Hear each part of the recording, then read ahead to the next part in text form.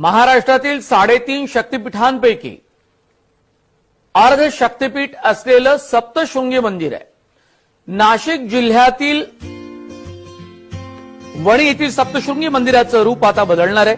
भाविकांच्या योगदानातून 8.5 कोटी रुपये खर्च करून भव्य मंदिर साकारण्यात येणार आहे. 22 एप्रिलला या कामाचा शुभारंभ होणार असल्याचं मंदिर विश्वस्तांकडून सांगण्यात आलं. नवीन मंदिर कसं असेल त्यासाठी पहा हा व्हिडिओ.